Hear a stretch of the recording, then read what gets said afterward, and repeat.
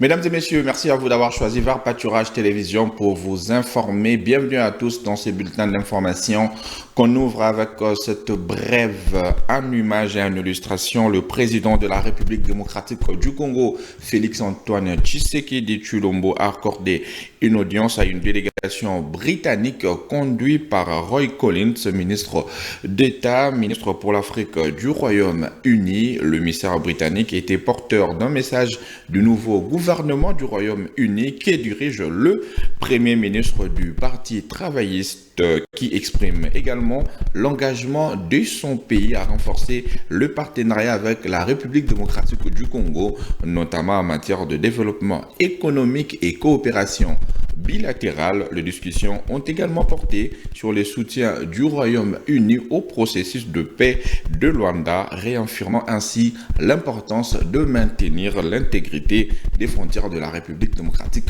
du Congo. Et puis autre chose à présent, l'Organisation des Nations Unies condamne avec la dernière énergie les attaques contre les populations civiles et humanitaires en République démocratique du Congo. C'était à l'occasion de la célébration de la Journée mondiale de l'aide humanitaire. Bruno Lemarquis, coordonnateur humanitaire résident du système des Nations Unies, en déplore de ces faits l'escalade des attaques contre les populations civiles et les acteurs humanitaires dans les pays. Affermi Vita nous fait les points. Aujourd'hui, le 19 août, nous commémorons la Journée mondiale de l'aide humanitaire. Nous rendons hommage à ceux et celles qui risquent leur vie pour secourir les plus vulnérables dans le monde entier. Cette année, cette commémoration revêt une signification particulière dans le contexte de la République démocratique du Congo, en raison de l'escalade des attaques contre les populations civiles et les acteurs humanitaires. 6 travailleurs humanitaires ont été tués et 11 ont été enlevés entre janvier et juin de cette année, avec plus de 200 incidents ayant directement ciblé les humanitaires sur le terrain. Le souvenir de nos 2 collègues tués le 30 juin dernier lors de l'incendie d'un convoi humanitaire par des groupes de jeunes armés à Butembo est encore vif dans nos esprits. En aucune circonstance, les humanitaires ne doivent être pris pour des cibles. Au cours des dernières semaines, nous avons également été témoins d'une flambée inquiétante d'attaques de groupes armés contre les populations civiles dans les provinces de l'Ituri et du Nord Kivu. Entre janvier et juillet, par exemple, plus de 630 civils ont été tragiquement tués dans les territoires de Mambasa et Irumu en Ituri et dans les territoires de Beni et Lubero au Nord Kivu. Malgré la gravité de ces tueries et de ces souffrances, le monde ne s'est pas suffisamment indigné par cette situation catastrophique. Cette absence d'indignation collective, cette tolérance questionnent profondément notre humanité et notre capacité à prévenir et à agir contre la violence systématique qui décime des vies innocentes en République démocratique du Congo. Cette année, le thème choisi pour la commémoration de la Journée mondiale de l'aide humanitaire est « Agir pour l'humanité ». Et c'est un appel à l'action. Nous devons agir pour protéger les populations civiles, nous devons agir pour protéger les humanitaires contre la violence, nous devons agir contre l'impunité des auteurs d'attaques contre les humanitaires et contre les civils, nous devons agir pour la paix. Lorsque nous échouons à protéger les civils et les humanitaires, nous mettons en péril les fondamentaux des droits humains, notamment l'accès à l'aide humanitaire aux personnes en situation de détresse. Lors de mes récentes visites sur le terrain à Bunia, à Djougou, à Goma, à Beni, à Oicha, les centaines de Congolaises et de Congolais que j'ai rencontrés ne demandaient qu'une seule chose, la paix. Amani, Amani, Amani. Ensemble, agissons pour l'humanité. Et puis en société, le gouverneur de la ville de Kinshasa a interpellé tous les Kinois sur la problématique de l'insalubrité dans la ville. Le patron de la ville a sensibilisé tous ses administrés sur le projet Kin Elenda. Daniel Bumba appelle tous les Congolais à se lever de partout pour assainir sa ville ou les lieux où ils habitent. Suivez les propos du gouverneur recueillis ici par Rachida Datsaliwala.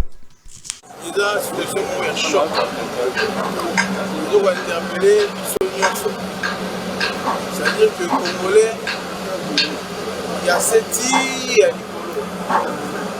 à comprendre que la salubrité est cruciale. L'ontologie que vraiment ils ont réputé dans la décennie, il va falloir définir une politique encore sérieuse pour trouver la solution. Le problème structurel, il faudra des solutions aussi structurelles.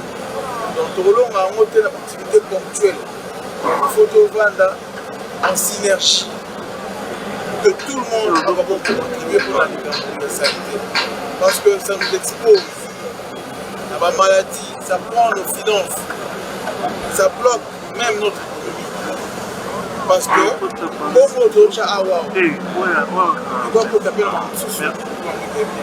C'est une mentalité qui fait la bien. Il faut que tu aies un robot qui est là. Il faut que tu définir. Ici, quand il y a un robot qui est évacué, pour la toute recommandation. Et si vous avez awa, parce que vous avez beaucoup personnel. Ayo Kambela a sanctionné pour faire rapport à l'inondation. Attirer la vidéo, et sinon, les ponts où ils ont bloqué, moi il est caractérisé. Il fallait tout ça là, il faut. Par exemple, M. Zali, même quand il y aura des pluies torrentielles, et si quand aux alliés sont pour les bêtises, on va perdre la vie. Et ça, tout le monde continue. La pollution, tout le monde a awa. Les arabes aménagent, même entreprises, nous avons conscience, nous avons produit. Il y a une autre chose, c'est la rame, il faut que la maille. Nous avons besoin de profiter pour évacuer un peu. Tu vas définir un moyen conséquent. On regarde la taxe d'assainissement et son pillage, qui est important. Même appui au gouvernement central, à niveau de la massive, il faut tout vendre, il faut comprendre que nous sommes en guerre contre les ministres, contre la santé. Qui n'ont pas à tellement pas ça d'ailleurs au Bagueux, l'équipe est dans la sous-sanité. Nous on a vu ce qu'on a vu, c'est que ça sonne. Mais la solution est allée. Réfléchir ma case. Pour la solution, vous allez le curage et la rivière dans la mission. Il faudra que le réseau hydrographique à Kinshasa soit un bon fluide. Le réseau hydrographique à Kinshasa, il faut appeler moins qu'on parle de ça, la transport dans la case de Kinshasa. Et tout le monde a mis le souci. Et si vous êtes dans la sanité de l'économie, et puis en santé, la contamination à la maladie monkeypox peut être évitée par les Congolais s'ils s'y mettent.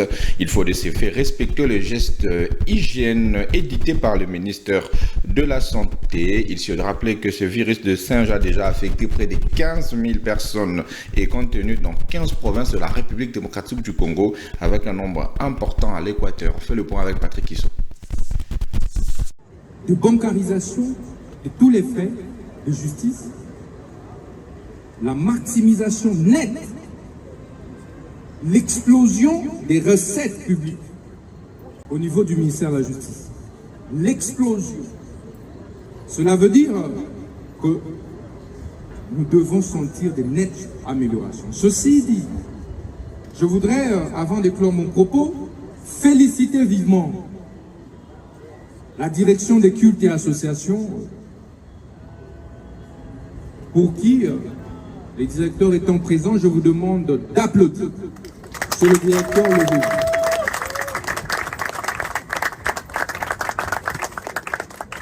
Avec les réformes amorcées, nous avons réussi en un mois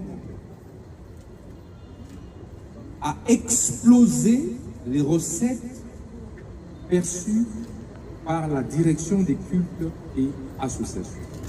Nous sommes partis donc de 15 millions à 20 millions les mois.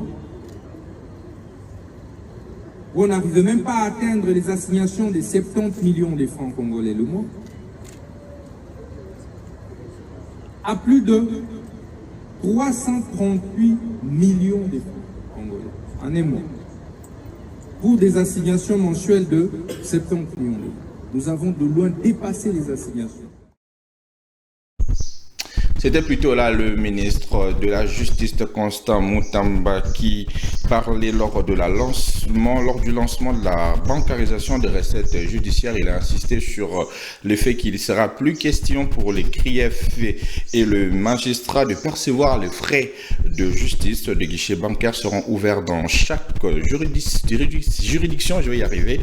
Quiconque s'y opposera sera déféré immédiatement devant la justice et considéré comme complice de la mafia. On va revenir sur cette actualité de la santé où la contamination à la maladie monkeypox peut être évitée par les Congolais s'ils s'y mettent. Il faut de ce fait respecter les gestes hygiéniques édictés par le ministère de la Santé. Il suffit de rappeler que ce virus de singe a déjà affecté près de 15 000 personnes en RDC et contenu dans 15 provinces, notamment avec un nombre élevé au niveau de l'Équateur. Patrick Isso.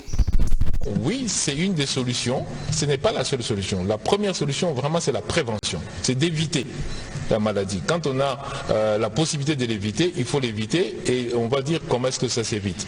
Comme souligné par le ministre de la Santé publique, Hygiène et Prévention sociale, il est impérieux de se protéger pour éviter la propagation des monkeypox en RDC. Il faut donc arriver à se laver les mains, à observer une distanciation physique et à décontaminer les véhicules et tout autre moyen de transport. Cette maladie qui se transmet par contact physique se voit être combattue comme il se doit en RDC. Nous pensons que effectivement cette maladie-là, si on fait une bonne stratégie de contention, eh bien, on peut effectivement arriver à stopper cette maladie. Ça se contamine par, on va dire, le liquide qu'il y a dans les boutons.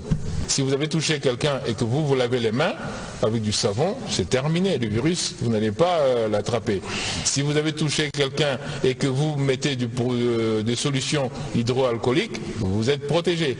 Si vous n'allez pas prendre, par exemple, pour des gens qui sont dans la même famille, si vous ne dormez pas dans le même lit, avec les mêmes draps, parce que le nombre de fois que la personne est dans le virus, dans le lit peut laisser beaucoup de virus, et si vous ne dormez pas dans le même lit, si vous n'utilisez pas les mêmes ustensiles, eh bien vous êtes protégé. Plusieurs mesures ont été arrêtées par le gouvernement pour stopper sa propagation. Parmi celles-ci, il y a l'identification des points d'entrée, le contrôle des provinces à haut risque, la communication des messages clairs sur la maladie et les screenings sur tous les passagers avec prise de température. Les hotspots sont connus. Ces zones chaudes s'étendent sur 15 provinces. Ainsi, le gouvernement a établi 3 axes d'intervention. Ils vont de la sensibilisation à la coordination en passant par la prévention sanitaire. C'est par ici que prend fin ce bulletin d'information. Merci à vous de nous avoir suivis et bonne suite des programmes sur VAR Pâturage Télévision.